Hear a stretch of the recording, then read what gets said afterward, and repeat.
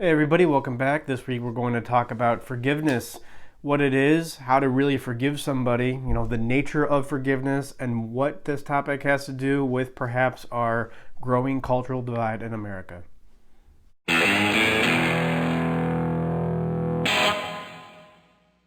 It's amazing, really. I've seen people hold grudges their entire lives. I've seen people who are in their 60s and 70s still upset about something that happened in their teens or 20s. And you can see it on their face. You can see the lack of forgiveness. You can see the resentment, and it ruins their life.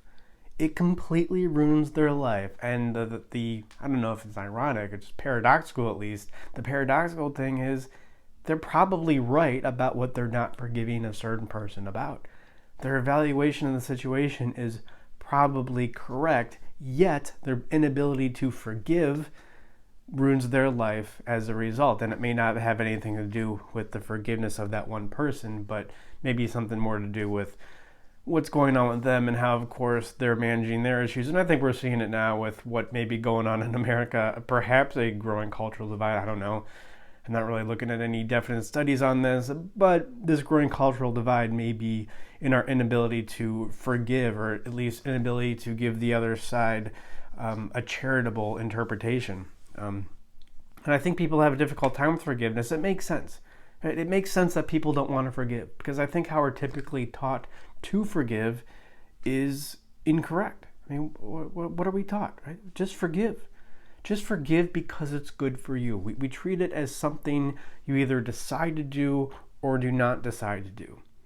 When in truth, I think forgiveness is the end product of a certain chain of processes, of emotional processes, of managing emotional issues, the natural outcrop of which would be forgiveness. So in a way, the person who forgives too readily and the person who doesn't forgive at all actually have more in common than the person who forgives in a more natural, maybe grassroots, organic way. The person who never forgives and the person who always forgives no matter what, they're just doing it because they're holding on to some outdated idea that has nothing to do with the context in which, whatever wrongdoing was done to them.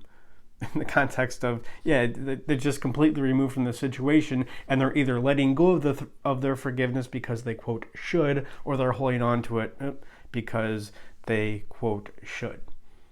So the proper way to forgive, to indicate what I was saying, it's not like a combination of the two. It's not like a combination of the guy who's too pig-headed and too stubborn and the guy, and maybe the people pleaser, the guy who forgives too easily. It's really not that. I mean, it's a completely different motive.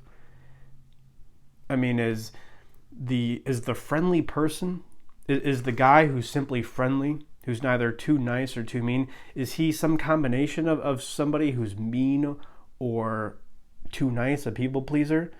No, it's not a combination because his motives are completely different. His motives are to connect with people, to be friendly, to learn from people, to be interested, to be a part of the sea of humanity, as opposed to the people pleaser, which is just to be liked, or the person who's just being mean, which he has his own emotional payoffs as a result. So forgiveness comes down to, I think, 3 steps. And this is not only good in your personal life, but in, what may be going on in America right now and how we could develop naturally a more charitable interpretation of what the other side may be thinking or doing. So how to forgive. It first of all, it comes down to processing your anger. I mean, the forgiveness is you're angry at a certain situation. And it may not be about that situation at all. It may be, in fact, about your anger regarding a completely different issue. Perhaps your anger regarding your mother, your father, your brother, your sister, your ex-girlfriend, your ex-boyfriend, some other issue. You cannot deal with that anger properly because you don't know how. Nobody's really ever told you. It's difficult because it kind of puts you in a bind. On one hand, culturally, we're told that anger is wrong, yet you feel the anger. So it's going to come out in some way that has nothing to do with what caused the initial anger. So look at your own anger issues. And here specifically, as a side point to this, look at your own emotional payoff. What do we talk about here? If you're not engaging with reality in a correct way, there must be some payoff for doing that. Because not engaging with reality in a correct way is just so incredibly painful and exhausting and stressful. I mean, like the guys I've seen in their 60s and 70s still upset about something that happened when they were 15, just to see the pain on their face. They must be getting some payoff for that. And in a way, resentment can feel really good because you feel, oh, look how much better I am than this other person. And the thing about that is you may not be incorrect in that one instance. You may not be incorrect about the facts, yet you still can be incorrect overall in that you care about something that doesn't really matter. So do this first. Learn about how anger works. We have plenty of resources here. Learn about how it works, process your own anger, and then you may naturally forgive as a result of that because you realize I wasn't really upset at that other person. I was really more upset with myself. Right? Not making what the other person did legitimate in any way, but this was really, come on, let's be honest, this was really about me and my fractured relationship with my father, for instance. The next step in forgiveness, something that may be crucial for us to be doing, not just personally, but socially, culturally, is to communicate to the other person. Let them know. Let them know what they did was wrong. And the thing about this is just letting them know once may not be enough. You may need to let them know on multiple occasions and multiple instances. People have a difficult time with this because they think, I don't want to unload my baggage on other people. Well, you're either going to unload your baggage on other people or do it culturally, socially, but you're not unloading your baggage. It's not about that. As long as you're taking responsibility for how you are hurt, because it is your responsibility if you are hurt by something. If you're taking responsibility for how you are hurt, then it's not unloading baggage. It's just creating a better communication with this person who may have in fact hurt you, and you may be rightfully justified for having this resentment towards or for not forgiving, at least in the short term. So this is to clear out any issue, to make sure that the lack of forgiveness and the frustration, the resentment you feel isn't about what the person did, and it may in fact be about the lack of communication between you two. Classic example is people are resentful at their fathers because they think, my father did A, B, and C, so I'm going to feel D as a result. But in truth, it almost has nothing to do with what their father did and everything to do with their lack of communication with their father. And this is true in any relationship.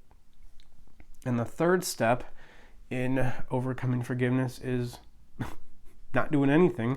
A lot of people think they need to demand an apology. Like an apology is going to matter if it's demanded. I mean, this is the false view of forgiveness, as it's just something that you either decide to do or decide not to do. There's nothing to do with that, and getting an apology from somebody isn't going to matter. It's in a sense, demanding an apology is saying, hey, you make me feel better about myself. And it's really, even if somebody wronged you, it's not their responsibility to make you feel better. It's your responsibility to figure out what is exactly behind your inability to forgive and to process those emotional issues. I will say just one caveat to this. One instance where you do not have to forgive somebody is if there's severe forms of physical and sexual abuse. Other than that, you don't have to forgive that.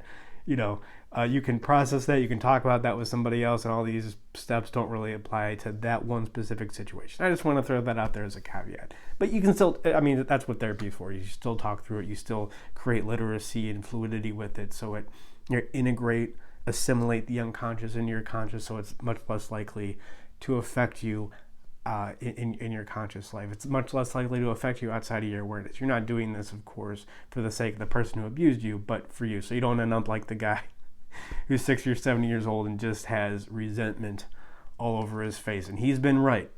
He's been right his entire life, yet his face still looks like that.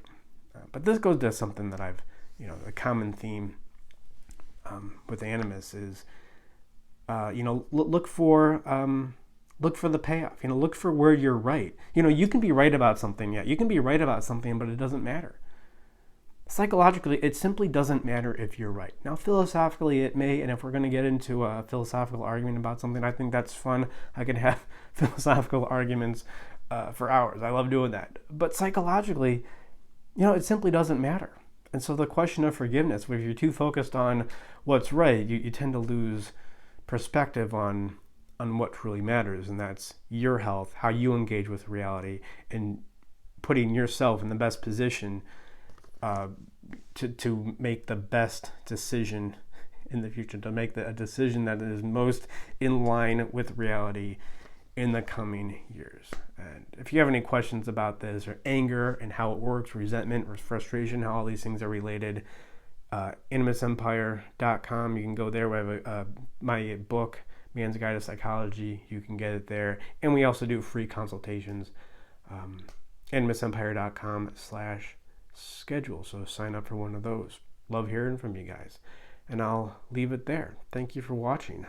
Like and subscribe. Please tell one friend, and always remember that when it comes to forgiveness, the person who you ultimately need to forgive is yourself.